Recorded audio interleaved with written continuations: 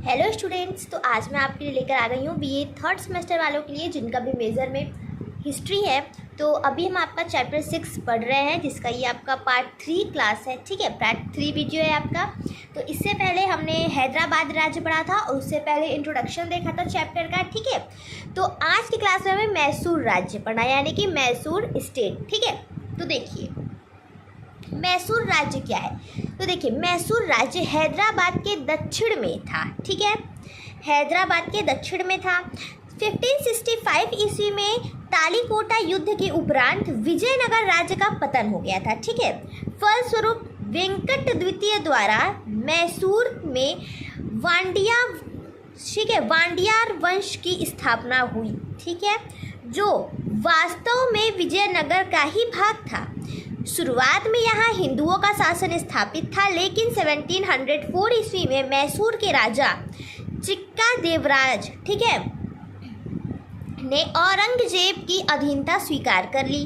18वीं सदी में मैसूर का राजा चिक्का कृष्णराज था, लेकिन शासन की वास्तविक शक्ति दो मंत्रियों के क्या थी, देवराज एवं नंदराज के हाथों में थी। दो मंत्रियों के हाथों में थी शासन की वास्तविक शक्ति, और वो दो मंत्री कौन थे, एक देवराज और एक नंदराज। ठीक है, नाम याद रखिएगा बेटा।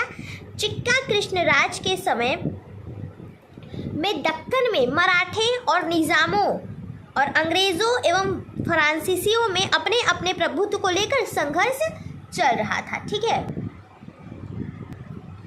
देखिए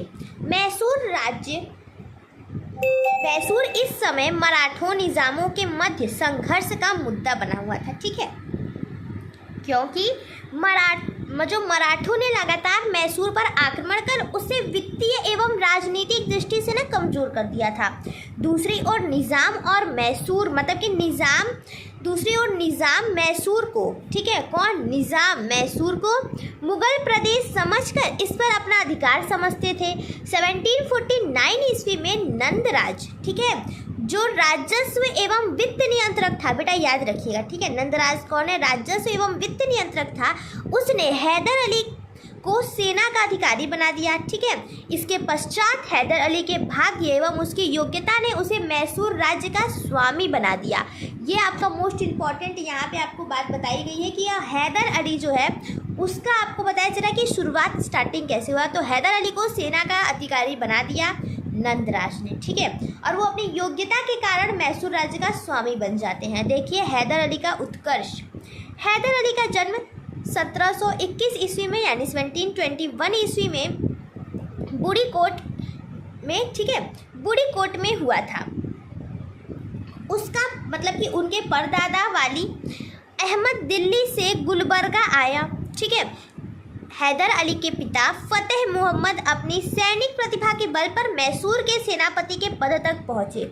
1728 ईस्वी में फतेह मोहम्मद की मृत्यु के कारण हैदर अली को विपत्ति के दिन बिताने पड़े। इन विपत्ति के दिनों में कि उनको शिक्षा नहीं प्राप्त हो पाई, लेकिन उनमें दृढ़ निश्चय, आत्मविश्वास, साहस आदि गुणों का विकास हुआ। ठीक है, 1738 ईस्वी में हैदर अली मैसूर की सेना में भर्ती हो गया और 1750 ईस्वी में मैसूर राज्य ने हैदराबाद के उत्तराधिकारी नासिर जंग का साथ दिया। अब नासिर जंग कौन था, ये आपको मैंने इससे पहले वाली क्लास में बेटा पढ़ाया था, आपको याद होना चाहिए। ऐसे आप थोड़े टाइम में भूलोगे तो ऐसे नहीं चलेगा। ठीक है, आप याद रखा करिए। अगर आपको याद नहीं रहता तो आप नोट्स बना लीजिए, लेकिन आपको चीज़ें भूलनी नहीं है। ठीक है, ऐसे आप पढ़ते चलोगे भूलते चलोगे तो कैसे चलेगा। ठीक है, तो अब मैं यहाँ नहीं बताऊँगी नासिर जंग कौन है। आप भूल गए हो ना, तो आप फिर से अगर आपने नोट्स बनाया तो वहाँ देखो, ताकि आपको ऐसे दिमाग में बैठ जाए, हाँ मुझे नहीं पता था, मैंने देखा तो हाँ ये था, इस तरह। ठीक है, ऐसे आपका माइंड शार्प होगा। ठीक है, का साथ दिया था। ठीक है, अब देखिए आपको ये भी पता होना चाहिए नासिर जंग पुत्र था या पोता था और किसका था। ठीक है, इस युद्ध में मैसूर के राजा की आर्थिक स्थिति इतनी खराब हो गई कि वह अपनी सेना को वेतन भी ना दे सके। और दूसरी ओर देखिए दूसरी ओर हैदर अली ने त्रिचन्नापल्ली में लूट मार करके काफ़ी धन एकत्र कर लिया था। ठीक है, नासिर जंग की हत्या के बाद उसने उसके खजाने का एक भाग लूट लिया। इस धन से उसने फ्रांसीसियों के सहयोग से यूरोपीय ढांचा मतलब कि यूरोपीय दम पर सेना एकत्रित की। ठीक है, अब देखिए 1765 ईस्वी में नंदराज ने उसे डिंडीमूल का फौजदार नियुक्त कर दिया। ठीक है, यहाँ उसने फ्रांसीसियों के निरीक्षण में तोपखाना स्थापित कर दिया। जब हैदर अली अपने सैनिक शक्ति में वृद्धि कर रहा था तब नंदराज की स्थिति अत्यंत शोचनीय थी। ठीक है, उसे मराठों तथा निज़ाम के आक्रमण का सामना करना पड़ा। वेतन न मिलने से उसकी सेना विद्रोही हो गई थी। ठीक है, इस संकट में हैदर अली उसे सहायता देने के लिए मैसूर आया।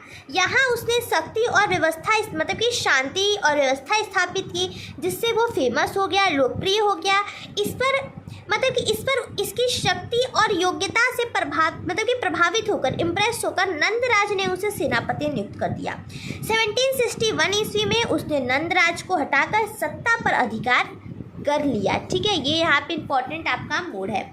अब देखिए आगे है राज्य का विस्तार। देखिए 1761 ईस्वी में परिस्थितियां हैदर अली के उत्कर्ष के सहायक सिद्ध हुई और अंग्रेजों और फ्रांसीसियों के संघर्ष के कारण कर्नाटक का आर्थिक रूप से विनाश हो चुका था। निज़ाम जो थे वो पहले फ्रांसीसियों तथा बाद में अंग्रेजों के प्रभाव में थे और उनकी स्थिति दुर्बल थी। पानीपत के युद्ध में पराजित हो जाने के कारण मराठे दुर्बल हो गए थे और दक्षिण भारत में प्रभुत्व स्थापित करने में असमर्थ हो गए। अतः हैदर अली ने सत्ता पर अधिकार करने के बाद राज्य का विस्तार करना आरंभ किया।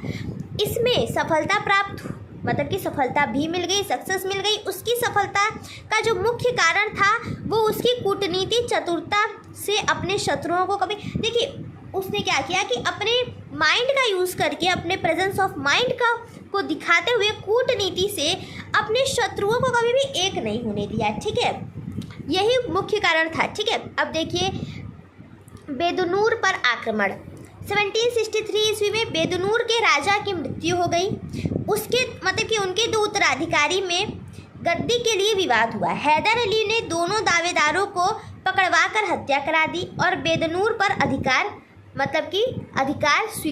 अपना अधिकार जमा लिया। ठीक है, उसके बाद देखिए उसने बेदनूर का नाम बदलकर हैदराबाद रख दिया। ठीक है, ये बात आपको याद रखनी है। अगर हम नेक्स्ट पार्ट पढ़ेंगे तो अगर मैंने पूछ दिया तो आपको पता होना चाहिए, या कहीं पर आ गया क्वेश्चन आ गया एग्जाम में तो आपको पता होना चाहिए बेटा। ठीक है, मालाबार पर विजय। बेदनूर के बाद हैदर अली ने मालाबार पर विजय की। उसने कोचीन, पालघाट, कालीघाट, दक्षिण कन्नड़ के राजाओं को पराजित किया एक ही बात होती है। उसने दक्षिण भारत के वोलोनरी की अधीनता स्वीकार की। ठीक है, स्वीकार करने के लिए उसने वोलोनरी की अधीनता स्वीकार करने के लिए विवश किया। ठीक है, सुंडा सीरी और बूटी को जीतकर अपने राज्य से मिला लिया। ठीक है, मराठों से संघर्ष। 1761 ईस्वी में एक मराठा सेना ने हैदर अली पर आक्रमण करके उसे सत्ता से हटाने का प्रयास किया था, जो कि पानीपत की पराजय के कारण पूरा नहीं किया जा सका। लेकिन हैदर अली के राज्य विस्तार से तथा उसकी महत्वाकांक्षा से पेशवा माधवराव चिंतित हो गया। 1764 ईस्वी में उसने हैदर अली पर आक्रमण कर दिया।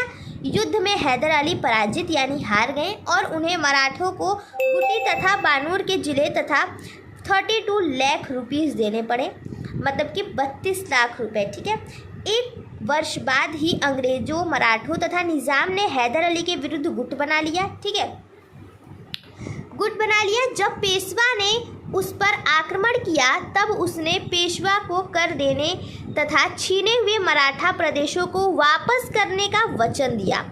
इससे मराठा सेनाएं वापस हो गई। इसी प्रकार कूटनीति उपायों से उसने निज़ामों को भी संघ में से अलग कर दिया। उसने निज़ाम में विश्वासघात किया, उसने निज़ाम में विश्वासघात किया। ठीक है, लेकिन इससे जो हैदर अली था वो हतोत्साहित नहीं हुआ, ठीक है, और उसने कर्नाटक पर आक्रमण कर दिया। भयंकर विनाश करता हुआ वह मद्रास पहुंचा। इससे मद्रास सरकार भयभीत हो गई और उसने हैदर अली से संधि कर ली। इस संधि के अनुसार अंग्रेजों ने हैदर अली को वचन दिया था कि अगर कोई शक्ति हैदर अली पर आक्रमण करेगी तो अंग्रेज हैदर अली की सहायता करेंगे, ठीक है। तो ये आज की क्लास में बस इतना ही। अब हम आगे पढ़ेंगे नेक्स्ट क्लास में। आई होप आपको चीज़ें समझ आ रही होंगी, क्लियर हो रही होंगी, इसलिए मैं एक साथ आप पे बहुत ज़्यादा जो है प्रेशर नहीं दे रही हूँ, एक साथ सभी चीज़ें नहीं पढ़ा रही हूँ, क्योंकि चैप्टर थोड़े से ये सब डिफ़िकल्ट हैं। आपकी हिस्ट्री से थोड़ा सा अगर आप इधर उधर करते हैं, अगर आपका लिंक टूट जाता है तो आपको समझने में मुश्किल हो सकती है। इसीलिए मैं आपके लिए ईजी लैंग्वेज में लेके आती हूँ, थोड़ा थोड़ा लेकर आती हूँ ताकि आपको समझने में प्रॉब्लम ना हो। और आप ना जब सारे पार्ट्स आ जाएंगे तो एक बार लाइन से ज़रूर देख लीजिएगा, या नोट्स बनाया होगा आपने तो आप उसे एक बार लाइन से ज़रूर पढ़ लीजिएगा। तब आपको क्या होगा ना, बिल्कुल कुछ चीज़ें जो भी थोड़ा बहुत कन्फ्यूजन होगा वो क्लियर हो जाएगा। तो चलिए मिलते हैं नेक्स्ट वीडियो में। Thank you.